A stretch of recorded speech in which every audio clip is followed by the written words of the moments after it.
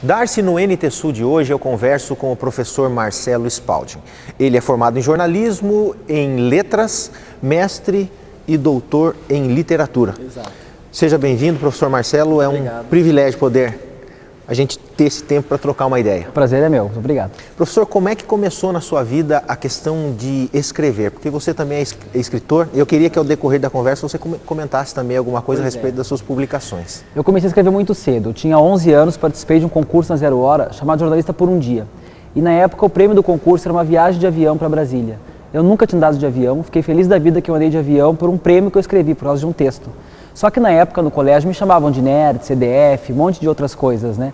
Hoje a gente chama isso de bullying, na época não tinha nome. Continuei escrevendo, troquei de colégio e com 16 anos ganhei de novo o mesmo concurso.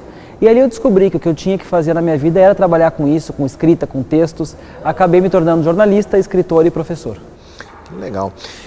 Ao desenrolar do tempo, como é que nasceu? Foi espontâneo o jornalismo? Foi. Ou isso já veio provocado por alguém da família que porventura tivesse nessa veia? Pois é, na verdade eu não tenho nenhum familiar na veia jornalística, eu tenho meu bisavô que foi escritor, Walter Spalding, me reconhecido na época, mas eu não cheguei a conhecê-lo pessoalmente, ele faleceu antes de eu nascer. Mas o jornalismo foi uma escolha pessoal, gostava muito de jornalismo, admiro muito o jornalismo até hoje. Não cheguei a trabalhar em redação, trabalhei com internet a vida toda, mas hoje tenho o privilégio de dar aulas de jornalismo aqui na instituição, na Uniriter, e o que de certa forma preenche toda aquela minha carreira, né? Eu dou aula de letras, de criação literária e de jornalismo também. São 5 publicações que você escreveu? Individuais, sim. São 5 publicações individuais, mais algumas que eu organizei, antologias. Isso, a primeira foi com 16 anos. Eu tinha 16 anos e escrevi o livro As 5 Pontas de uma Estrela, sobre o qual já fui à cachoeira, inclusive em escolas, conversar. E depois disso eu continuei publicando, publiquei Vencer por Linhas Tortas, A Cor do Outro, Mini Contos e Muito Menos e Crianças do Asfalto. São 5 livros individuais, além das antologias. Que diferença tem de escrever um livro e uma novela? Na verdade, o livro ele abarca vários gêneros. Pode ser conto, poesia, romance e novela. A novela é um gênero que é uma narrativa longa, mas ela não chega a ser um romance, por algumas características técnicas dela, além da extensão.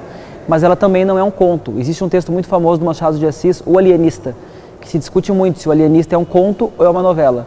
Por quê? Porque ele é um texto longo, de 40 páginas, 50 páginas. Ele chamou de conto na época, mas hoje se percebe, se entende nele características de novela. Professor, você como autor e escritor, a gente vê que o mundo hoje é cercado de tecnologia, né? Tudo hoje é tablet, é celular, computador, notebooks, e aí a gente sabe que isso aí vem como um rolo compressor, que faz parte da evolução, né? Como é que fica o livro físico? Pois é, minha trajetória começou com um livro em papel, né? Começou lendo, eu ainda sou de uma geração que leu muito em papel, não tinha o computador acesso para todo mundo, mas eu logo que fui para o mercado de trabalho, fui trabalhar com web, com internet, fazendo sites. Então, paralelamente, eu trabalhava fazendo sites e estudando literatura. E ficava angustiado com isso, será que essas coisas vão se encontrar em algum momento do futuro? E eu tive a oportunidade, então, no meu doutorado, de estudar literatura no iPad. A literatura feita para tablets. E o que eu percebo hoje? Talvez o livro acabe um dia, não se sabe, como o jornal impresso. Talvez daqui a 200 anos, daqui a 300 anos, o livro em papel não exista mais. Mas ainda que não exista o livro em papel, a literatura vai existir num outro ambiente. Que pode ser o computador, pode ser o tablet, pode ser algum dispositivo que venha a ser criado, né, que não tenha nem se criado ainda.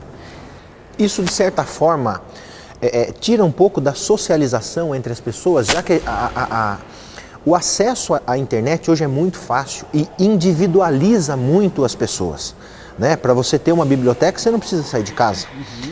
Essa falta de contato, isso aí é um fator que pode prejudicar a literatura?